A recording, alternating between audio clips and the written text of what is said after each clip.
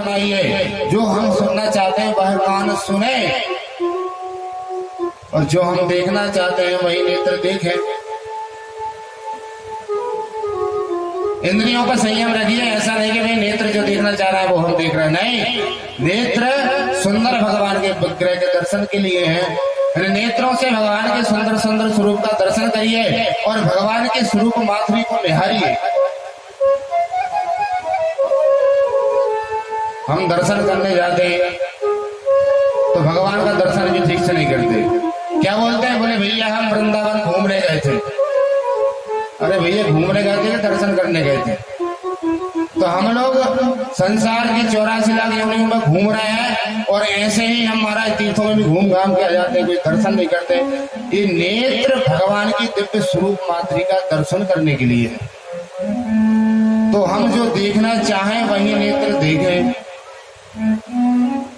हाथों से जो कर्म हम करना चाहें वो हाथ कर्म करें। पैरों से हम जहां जाना चाहें पैर वहां जाएं।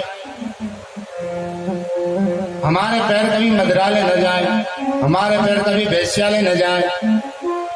अरे पैरों को तीर्थों में ले जाइए। बोले मुखम पवित्रम यदि राम नामम, हस्तौ पवित्रम यदि पुण्यदानम, पादौ पवित्रम यदि तीर्थ यात्रा। बोले यदि मुख को पवित्र करना है तो भगवान के नाम का उच्चारण कीजिए। यह मुख जो है, बोले अनर्गल भाषण करने से मुख आपका पवित्र नहीं होगा। या बोले मुख को यदि पवित्र करना है तो भगवान के नाम का कीर्तन कीजिए। हाथों को यदि पवित्र करना है, इन हाथों से जीवन में कितने कुकर्म किए हैं आपको भी पता नहीं है, लेकिन हाथ पवित्र तब होंगे जब आप इनसे कुछ पुण्यदान कर लोगे। पैरों से महाराज कहाँ चल के आप गए हो। पैर यदि पवित्र करना है तो अपने पैरों को तीर्थों में ले जाइए। थोड़ा शरीर को कष्ट दीजिए महाराज। ऐसो आराम तो बहुत कर लिया पूरे जीवन भर, लेकिन शरीर को थोड़ा तपाइए, थोड़ा भगवान के भजन में लगाइए। तो बोले पादौ पवित्रम यदि तीर्थ यात्रा, तीर्थ की यात्रा करोगे तो आपके पैर पवित्र हो जाएंगे।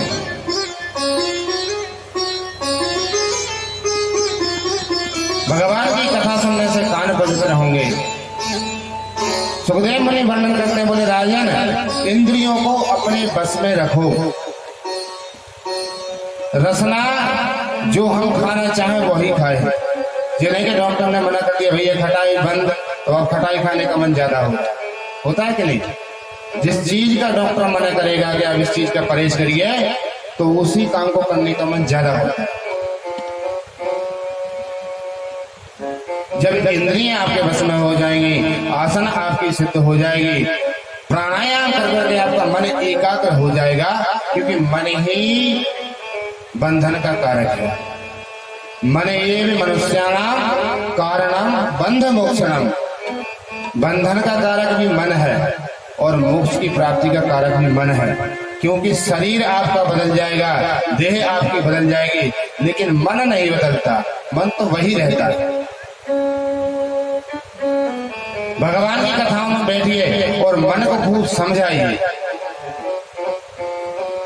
तुलसीदास जी महाराज जब रामचरितमानस का वर्णन करते हैं तो जब विलक्षण प्रसंग आता है कि भगवान ने अहिल्या का भी उद्धार कर दिया, जो पाषाण बनी हुई वन में पड़ी हुई थी। बोले आश्रम एक दीख मगमाए और खग मृग जीव जंतु कहनाए।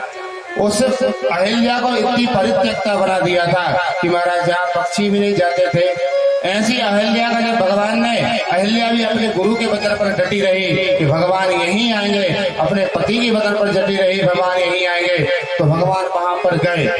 और जब गए तो तुलसीदास जी का मन द्रवीभूत हुआ, तो मन को समझाने लगे। क्या कहते हैं? बोले पाई न के गति पतित पावन, राम भज सुन सत मना पाई न के गति पतित पावन, राम सुनी सत मना पाई न के गति पतित पावन, राम सुन सत मना। तो यह जो सत्संग है सठ मन, रे दुष्ट मन, अरे उन परमात्मा के पाद पद्मों में जाकर किसको दिव्य गति प्राप्त नहीं हुई। इसलिए रे मन तू भी भगवान का भजन कर, अपने मन को समझाइए, भगवान के भजन में लगाइए। जब आपका मन लग जाएगा तो मन लगने के बाद में फिर श्री सुखदेव मुनि वर्णन करते हैं, बोले स्थूले भगवत रूपे मनः संधारये प्रिया। बोले जो मेरा स्थूल स्वरूप है, स्थूल स्वरूप क्या है भगवान का? बोले जो पूरा ब्रह्मांड दिख रहा है 14 भुवनात्मक, बोले 7 लोग ऊपर है 7 लोग नीचे हैं, ये 14 भुवनात्मक जो पूरा ब्रह्मांड, इसमें मेरा ही स्वरूप का ध्यान करो। पूरे ब्रह्मांड में हर जगह तुमको मैं दिखूंगा, पूरे ब्रह्मांड में मेरा ध्यान करिए। इसके बाद में महाराज दिव्य सुंदर उपदेश श्री सुखदेव मुनि श्री परीक्षित महाराज को देते हैं। इसके बाद में महाराज कामना भेदीन उपासना का वर्णन बताया गया, किस कामना से किस देवता की उपासना करना चाहिए वर्णन आता है। बोले किसानों को देवी माता अदिति की उपासना करना चाहिए। जो किसान देवी माता अदिति की उपासना करता है उसके घर में अन्न की कमी नहीं आती महाराज कभी। जो उच्च पद की प्राप्ति चाहता है उसको मनगों की उपासना करना चाहिए। जो सुंदर पत्नी चाहता है उसको उर्वशी की उपासना करना चाहिए। जो विद्वान बनना चाहता है विद्या कामस्तु गिरिशम, जो विद्वान बनना चाहता है उसको भगवान शिव की उपासना करना चाहिए। जिनके बच्चे पढ़ने में कमजोर हो, जिनको याद नहीं होता हो, जो पढ़ाई लिखाई में बहुत कमजोर हैं, उनसे भगवान शिव की उपासना करवाए। जो भगवान शंकर की उपासना करते हैं उनके घर में कभी विद्वानों की कमी नहीं होती, लेकिन एक विद्वान होता ही है महाराज। जिनके घर में झगड़ा होता है, आपस में पति पत्नी झगड़ा करते हैं, उनको माता पार्वती की उपासना करना चाहिए। माता पार्वती की उपासना करने से घर के समस्त कलह नाश हो जाती है महाराज। और बोले जिसको कुछ नहीं चाहिए उसे भगवान विष्णु की उपासना करनी चाहिए। कहा महाराज जब कुछ चाहिए नहीं तो उपासना किस लिए? तो श्री सुखदेव मुनि कहते हैं परीक्षित, मनुष्य शरीर जो मिला है विशेषकर उपासना के लिए मिला है, और उपासना के लिए प्राप्त शरीर से लोग वासनाओं में लगाए रहता है। और बोले कुछ चाहिए अथवा ना चाहिए, लेकिन अकामा सर्व काम होगा मोक्ष काम उदार दे तीव्रेण भक्ति योगेन यजे तत्पुरुषा परा। बोले अकामा सर्व काम होगा, या तो आपको कुछ चाहिए अथवा कुछ भी नहीं चाहिए, लेकिन भगवान की उपासना तो करना चाहिए। तो बोले फिर भगवान विष्णु की ही उपासना क्यों करें?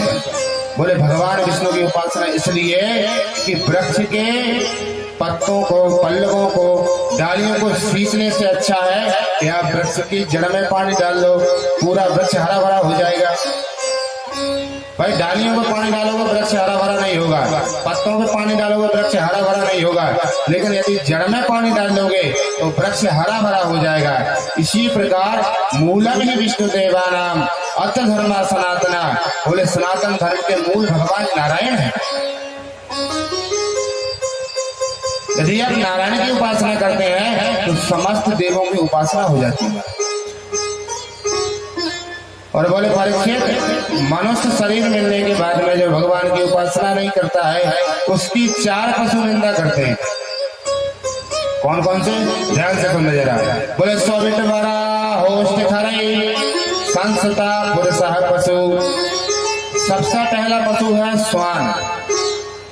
श्वान माने होता है कुत्ता। कुत्ता कब प्रशंसा करता है और कब निंदा करता है? बोले कुत्ता जब देखता है मनुष्यों को आपस में लड़ाई झगड़ा करते हैं, एक पीता जगह पे महाराज लड़ उड़ जाते हैं, रपोट हो जाती है, और भाई भाई से लड़ रहा है और परिवार में कलह मची हुई है, मेर पड़ोसी से महाराज यदि एक खुरपी भी लग गई, एक खुरपा लग गया तो लठ उठ गए। तो जब हम बगैर लड़ाई किए, बगैर झगड़ा किए भी किसी कितनी भी बड़ी समस्या हो उसका समाधान कर सकते हैं बुद्धि विवेक के द्वारा, लेकिन हम उसको ना करके कुत्तों की तरह लड़ाई झगड़ा करते हैं। तो कुत्ता कहते हैं मनुष्यों का स्वभाव तो हमारी तरह हो गया है, और छोटी छोटी बातों पे हम भी लड़ते हैं। यदि हमारे पड़ोस में यदि दूसरा कुत्ता आ जाए तो हमारा उसको बहुत बुरी तरीके से उसको काटने को दौड़ते हैं, तो कुत्ता अपनी जाति का स्वभाव मनुष्य जाति में देखता है,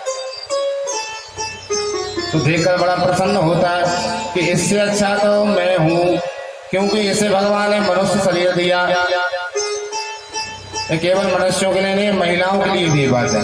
ये सार्वभौम बात है कि भैया यदि आप आपस में लड़ाई झगड़ा करोगे, छोटी छोटी बात पर लड़ोगे, तो कुत्ता देखकर बड़ा प्रसन्न हो जाएगा कि भगवान ने इसको मनुष्य शरीर दिया, बुद्धि विवेक ज्ञान दिया, लेकिन इसका उपयोग नहीं करता है, कुत्तों की भांति आपस में लड़ाई झगड़ा कर रहा है। इससे अच्छा तो मैं हूँ, मुझे अपना कुत्ता होने पर कोई दुख नहीं है, क्योंकि मेरा तो जाति का स्वभाव है, लेकिन मनुष्य मेरे जैसे आचरण करता है, इस मनुष्य से अच्छा तो मेरा जीवन है।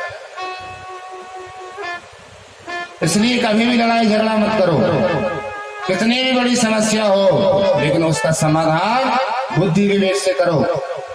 लड़ाई करना कोई समाधान नहीं है महाराज। बोलो राधे राधे। स्व बिटबरा होस्ट करे दूसरा पशु है, कौन बोले बिटबरा। बिटबरा माने होता है ग्रामीण सुअर। क्या करता है? ग्रामीण सुअर का एक ही उद्देश्य है, उसका पेट भर जाए। उसका पेट भर गया फिर तुम्हारा जाके कहीं भी कीचड़ में, कहीं भी गंदी जगह में जाकर सो जाता है। बस सो गया, जब पेट खाली हुआ तो फिर उठ के उद्यम करने लगा पेट भरने के लिए। तो बिटबरा सुअर जब मनुष्यों को देखता है, क्योंकि सुअर का कोई विचार नहीं होता क्या खाना क्या नहीं खाना, गंदी नाली में जाके भोजन करता है, कहीं भी उसका पेट भर जाए। तो ऐसे ही मनुष्य ने अपने जीवन का उद्देश्य बना लिया है कि भैया हमारा तो पेट भर जाए, हमारा तो पैसा कमाना है। अब ये विचार नहीं करते कि ये 2 नंबर का पैसा है, ये काली कमाई है, ऐसा नहीं करना चाहिए। मनुष्य ने अपने जीवन का परम लक्ष्य बना लिया कि हमको केवल पैसा ही कमाना है, किसी भी प्रकार किसी की गर्दन काट के आए महाराज, कैसे भी पैसा आए, किसी गरीब की आत्मा दुखा कर आए, केवल हमको पैसा कमाना है। और कुटुंब भरणे नवा, हमारे कुटुंब का भरण पोषण करना है। देखिए आप जीवन में कुछ भी कर लें, आप पैसा कमाओगे, आपके परिवार के लोग बटा लेंगे। आप कहीं से भी पाप कर्म करके पैसा ले आओगे, आपको सब परिवार के लोग बटा लेंगे, लेकिन आपका पाप कभी कोई नहीं बटाएगा महाराज, क्योंकि जो कर्म आपने किया है वो केवल आपको ही भोगना है। एक बहुत बड़ा डाकू था, श्री वाल्मीकि जी महाराज भ्रमण करते हुए जंगल में जा रहे थे, वाल्मीकि जी को पकड़ लिया और पकड़ के बोले जितना भी धन है महात्मा सब मुझे दे दो। बोले ठीक है, दे दिया। बोले अब अपने घर में जाइए और घर में जाकर अपने घर वालों से पूछिए कि तुम मेरे साथ कब तक हो। जाकर महाराज घर में पहुंचा है और पूछा कि मेरा पाप कोई बटा लेगा। बोले भैया जब तक आपके पास धन दौलत है, धन दौलत ही आपसे बटाएंगे, आपका पाप कोई बटाने वाला नहीं है। तो जो कर्म आपने किया है उसको भोगना ही आपको पड़ेगा। कोई संतान नहीं हुई। बोले क्यों? बोले सती ने अपने पति का अपराध देखकर यज्ञ में ही अपने शरीर को भस्म कर दिया था। तो परीक्षित ने प्रश्न किया कि महाराज भगवती का सती का चरित्र हमको विस्तार से श्रवण कराइए। तो सूत्रात्मक विधि से माता सती के चरित्र को हम यही प्रणाम करते हैं, क्योंकि सभी माता सती के चरित्र को जानते हैं। और आगे अब श्री सुखदेव जी महाराज सम्राट मनु के पुत्रों के वंश का वर्णन करते हैं। बोले महाराज मनु के 2 पुत्र थे महाराज, प्रियव्रत उत्तानपाद, जिसमें छोटे पुत्र का चरित्र पहले गाया। बोले उत्तानपाद की 2 पत्नियां थी, आपकी श्री सुनीति और सुरुचि। बोले चाहे उत्तान सुनीति सुरुचिस्तयो सुरुचि प्रेयसी पत्नियों सुनो ध्रुवा। बोले महाराज उत्तानपाद की दो पत्नियां थी, एक सुनीति एक सुरुचि। महाराज हर एक जीव उत्तानपाद है। उत ऊर्ध्व पादव यस्य उत्तानपादः। हर एक जीव माँ के घर में उल्टा ही लटका रहता है। और हर जीव की दो पत्नियां होती हैं, एक बुद्धिमानी एक मनमानी। सुनीति जो है वो शास्त्रों के हिसाब से चलती है, जिस बात का शास्त्र निर्देश करते हैं उसी के हिसाब से चलती है। और सुरुचि बोलते हैं मनमानी को, कहते ना अरे भैया सब कपोल कल्पना है, शास्त्रों में तो बहुत सारे नियम लिखे, कौन मानता है, समय के हिसाब से चलना चाहिए। तो जो समय के हिसाब से चलने लगे मतलब सुरुचि की रास्ता करता है। तो महाराज उत्तानपाद की दो पत्नियां हैं, सुनीति और सुरुचि। महाराज बड़ी पत्नी का पुत्र है महाराज ध्रुव है, और छोटी पत्नी का नाम वो पुत्र है उत्तम। अब तो बड़ी पत्नी को सुनीति को निष्कासित कर दिया है महाराज ने, सुरुचि की बातों में लग गया है, सुनीति को महल से बाहर कर दिया है। तो महल के बाहर सुनीति रहती है, ध्रुव भी महाराज उनके साथ में रहते हैं। एक दिन घूमते घामते ध्रुव जी महल में आकर राजा ने उठाकर अपनी गोद में पुत्र को ले लिया है। और जैसे ही विमाता ने देखा कि अरे तू राजा की गोद में बैठा है, तुझे बैठने का अधिकार नहीं है, ध्यान से सुन। यदि तुझे महाराज की गोद में बैठना है तू पहले तपस्या कर, फिर भगवान प्रकट हो जाए। और जब भगवान प्रकट हो तो भगवान से वरदान मांगना कि मुझे सुरुचि के गर्भ से जन्म दो, तब फिर तू सिंहासन पर बैठने का अधिकारी है। अब इधर विमाता ने भक्त भगवान दोनों को अपराध कर दिया। बोलते बोले तब साराध्य पुरुष तस्सेवानुग्रहेण में गर्भे त्वां साधयात्मानं यदीक्षसे नृपासनं। बोले यदि आसन चाहिए तो भगवान का भजन कर। विमाता के दुर्वचन सुनकर ध्रुव जी महाराज बड़ी क्रोध में लौट कर आए हैं। जैसे किसी सर्प को कोई डंडा मार दे और तुम्हें सर्प जाता है, ध्रुव जी महाराज जाते हैं। बोले मातु सपत्न्या सदुरुक्त विद्धा स्वसनरुषा दंड हतोयाये हत्वा संतम मित्रं सन्नवाचम जगाम मातु प्रवृदन सकाशम। बोले जैसे सर्प तो कोई डंडा मार दे वह विषधर अत्यंत क्रोध में फुफकारते हुए जाता है, ऐसे क्षत्रिय बालक अपने विमाता के दुर्वचन को सुनकर रोते रोते अपनी माँ के पास में आया। आकर सुनीति को सारी कथा व्यथा सुनाई तो सुनकर सुनीति भी महाराज जैसे आग की अग्नि में कोमल पुष्प मुरझा जाता है, ऐसे ही माता को जब बालक ने पूरी कथा सुनाई तो माता सुनीति बालक के वचन सुनकर मन ही मन मानो बहुत ही कुंठित हो गई। लेकिन अपने बेटे से कुछ नहीं कहा। बेटे से तो कहा बेटा तेरी विमाता भी माता ही होती है, भले ही सौतेली माता है लेकिन वो भी तेरी माँ है। बेटा जो बात मैं तुझे कभी नहीं बता पाई, अरे तू तो मुझसे पूछता था कि माँ मेरे पिताजी कौन है, पिताजी कौन है, मैं तो तुझे तेरे पिता का पता नहीं बता पाई, लेकिन उस माता ने तुझे परमपिता परमात्मा का पता बता दिया है।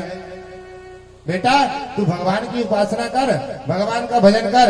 तो बोले माँ मंगला तात परेषु वंस्थाम भुंक्ते जनो यत् पर दुःख दस्तात् सत्यम सुरुचा विहितम भवान में यत् दुर्गवाया उदरे गृहीता। तो बोले माता भगवान मिलेंगे कहाँ? बोले वैसे तो पूरे ब्रह्मांड में भगवान बैठे, हरि व्यापक सर्वत्र समाना प्रेम के प्रकट हुए मैं जाना। बेटा जैसे पुष्पों के पराग में सुगंध छिपी हुई है, अनंत पुष्प लगे हैं लेकिन उनमें सुगंध छिपी हुई जो किसी को दिखाई नहीं देती है। जैसे दूध में घी छुपा रहता है, अरे दूध में घी छुपा तो है लेकिन पहले दूध का दही बनाना पड़ेगा, फिर उसका मंथन करना पड़ेगा, उसके बाद अमृत स्वरूप घृत निकलेगा। ऐसे ही भगवान तो हर कण में हर क्षण में विराजमान है, लेकिन इस स्वरूप रूपी देह को इसका मंथन करना पड़ेगा तब परमात्मा की प्राप्ति होगी। कहाँ मिलेंगे?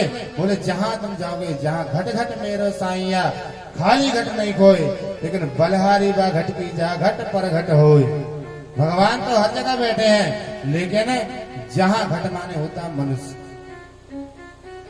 वह मनुष्य भगवान है जिसके हृदय में भगवान की भागीरथी प्रकट हो जाए। अब तो ध्रुव जी महाराज अपनी माता को प्रणाम करके और जंगल की ओर निकल पड़े। जंगल की ओर जाते ध्रुव जी को नारद जी ने देखा। देखो, समर्थ यदि शिष्य होता है तो समर्थ गुरु मिल जाते हैं। ध्रुव जी महाराज की दृढ़ निश्चयता भक्ति परिपक्व थी तो समर्थ गुरु मिल गए। और यदि हमारी भक्ति नकली है, दिखावटी है, तो कोई दिखावटी गुरु मिल जाएगा। भक्ति यदि नकली है तो गुरु भी नकली मिल जाएगा, लेकिन यदि भक्ति 16 आना शुद्ध है तो गुरु भी आपको वैसे ही शुद्ध मिलेगा और ढूंढना नहीं पड़ेगा, घर बैठे आ जाएगा। अरे लंका में तो विभीषण जी महाराज लंका में रहते हैं, निशाचरों के बीच में। महाराज राम नाम कोई ले नहीं सकता, लेकिन वहां भी हनुमान जी महाराज गुरु बन के पहुंच गए। हनुमान जी ने देखा कि लंका निश्चर निकलने वासा, यहाँ कहाँ सज्जन कर वासा। बोले यहाँ सज्जन कहाँ से आ गया, ऐसन हट कर हूं पहचाने। क्यों? बोले साधु से हो न कार्य। तो विभीषण जी महाराज को घर बैठे हनुमान जी महाराज गुरु के रूप में मिल गए।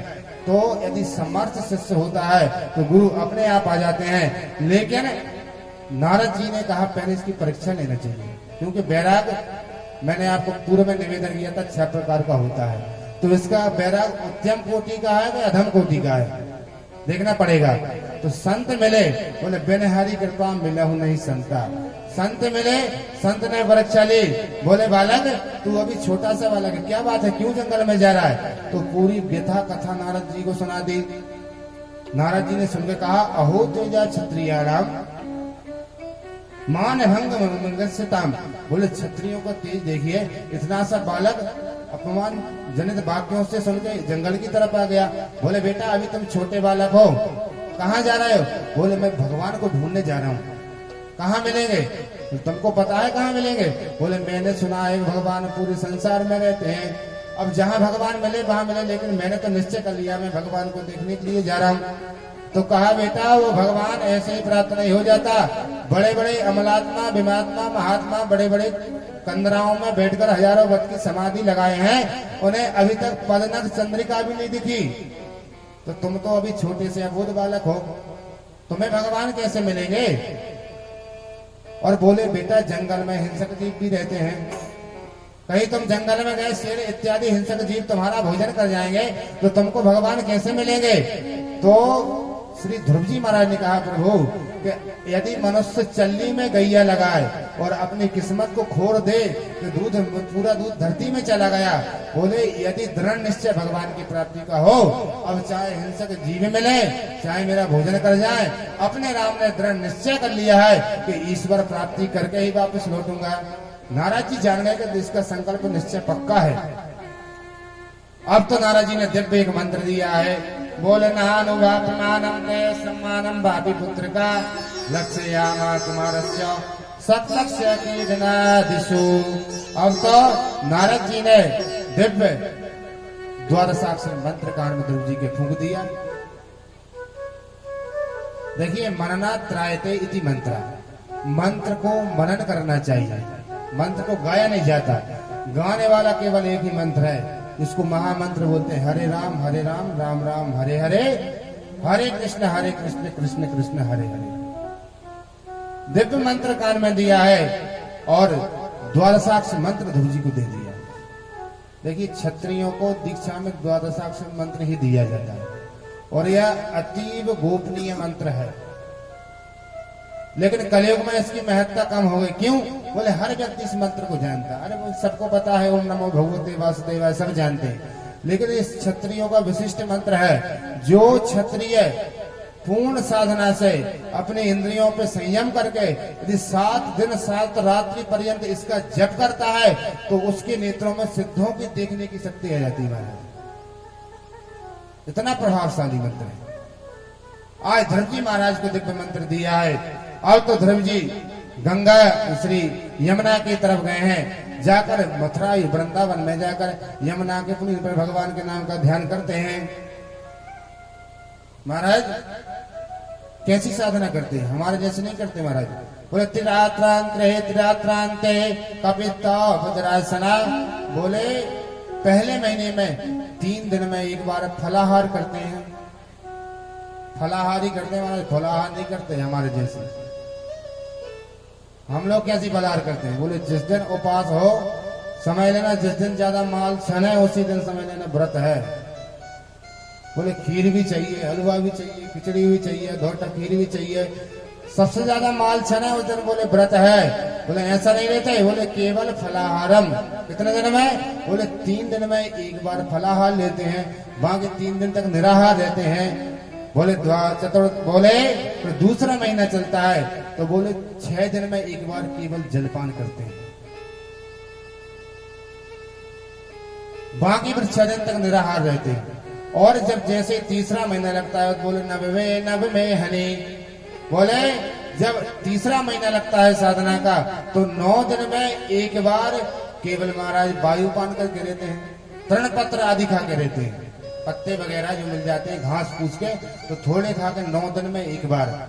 और जैसे ही महाराज चौथा महीना लगता है, चतुर्थमपि मासम द्वादशे हरि, जैसे ही चौथा महीना लगता है